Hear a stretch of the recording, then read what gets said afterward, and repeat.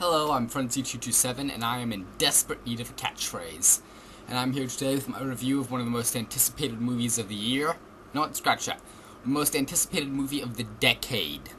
Avatar. Now, I bet you're all expecting me to go on about how amazing this movie looked, how it was like the best visual effects ever, like, the characters looked so real, and how great the 3D was. You know what? I'm not gonna say anything. Why?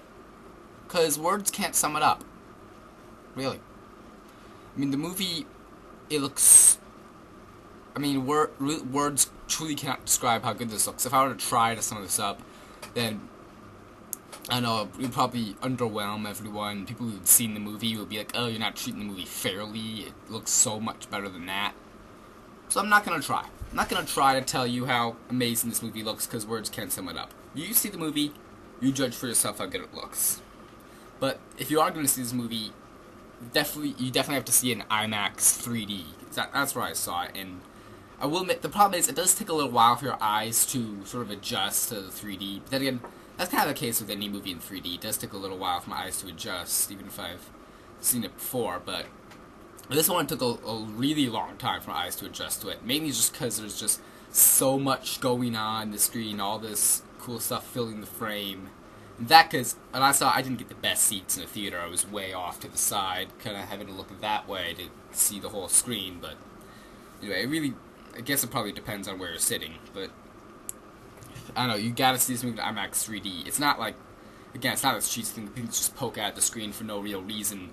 It does, I will agree with everyone, it does truly, honestly feel like you're really there. I mean, you just forget about everything else, and you're just in the movie, you're there with them, it truly looks amazing in 3D. But is Avatar a good movie? That is the question of the day.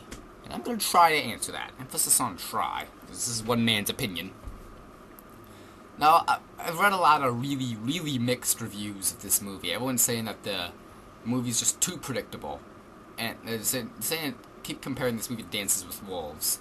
Now, I haven't seen Dances with Wolves, so I'm probably not the best judge on that, but I will admit the whole kind of plotline, soldier goes to this alien world and kind of like, becomes part of the world, one with nature, and I will admit that is a little cliche, but I knew going into this movie it was going to have that story, and I will admit they did handle it in a really kind of unique way. It's not just like, oh, like that, the character just makes this change. It's like you're actually with him, and you're like, oh, if I was in that situation, that'd probably be what I do. Again, that's really why the 3D helps so much. So, like, you're with Jake Sully, and you're like kind of experiencing what he's experiencing, and like the things he does, you can like really understand. But see, I did have a little issue with the environmental message in this movie. Now, don't get me wrong, I'm all for an environmental message in the movie. I have no problem against it. It just felt like this one was kind of shoving it down our throats a little. Like, there are all these gratuitous shots of, like, the military, like, bombing, destroying, like, all these trees and all the nature on Pandora, and after a while, the camera just lingers on all this horrible destruction, all the trees burning around it, and after a little while, it's like, okay, we get it already. It just especially felt like toward the end, they were just trying to shove this message down our throats, but it did kind of take me out of the movie a little, especially since the big action finale, it is definitely probably one of, if not the best action scene of the whole year. The problem, it felt like the movie, felt like sometimes kind of got lost in senseless violence. And like the big action, a lot of people get killed off in this movie, a lot.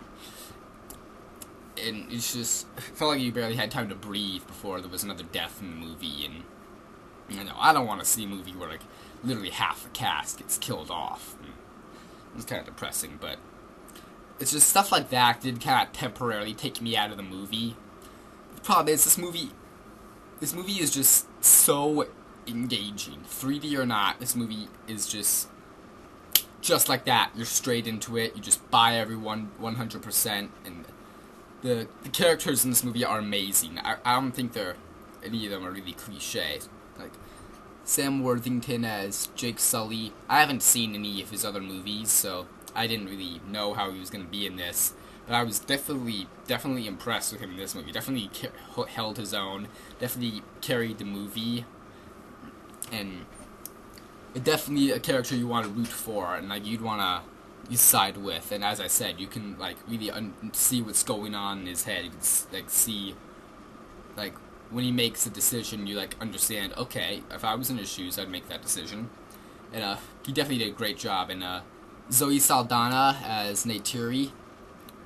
I just love watching Zoe Saldana in no matter what she's in, even in minor roles like Vantage Point. She's just really fun to watch. Problem is, you can't really watch her in this movie since she's playing a big 10-foot tall blue alien chick. But even then, she's just absolutely amazing. The character just looks so absolutely real.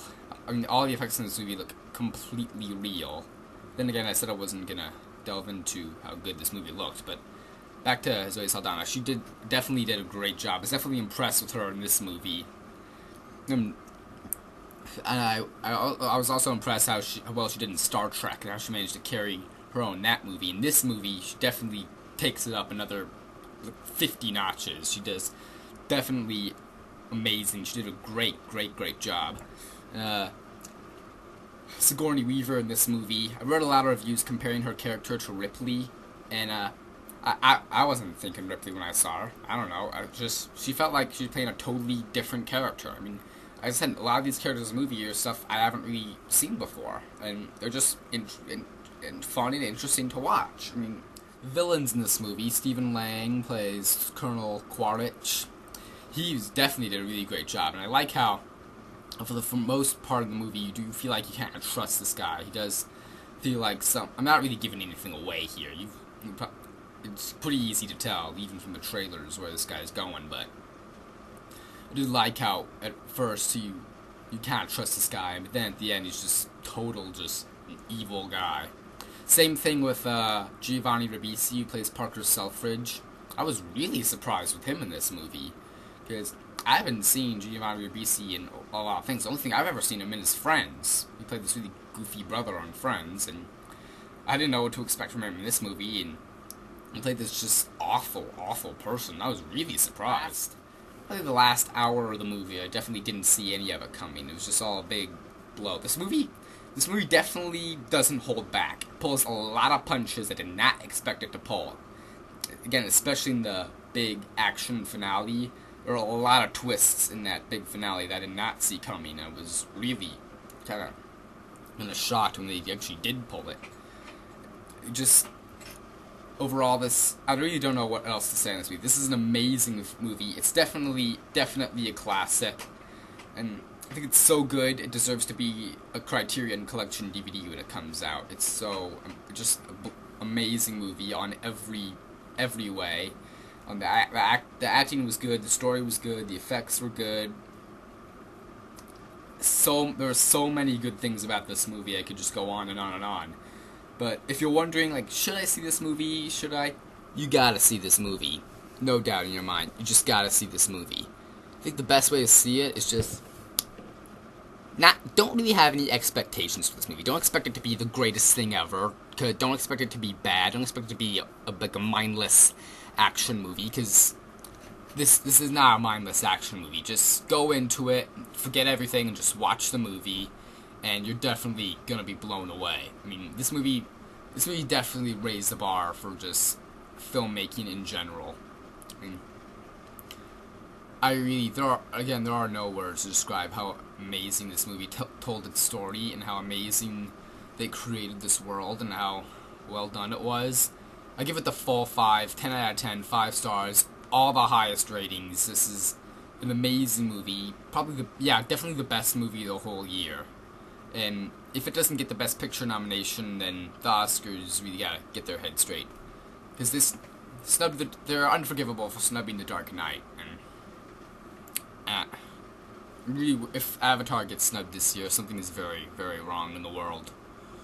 But all in all, see this movie. You're not gonna regret it. You're just gonna be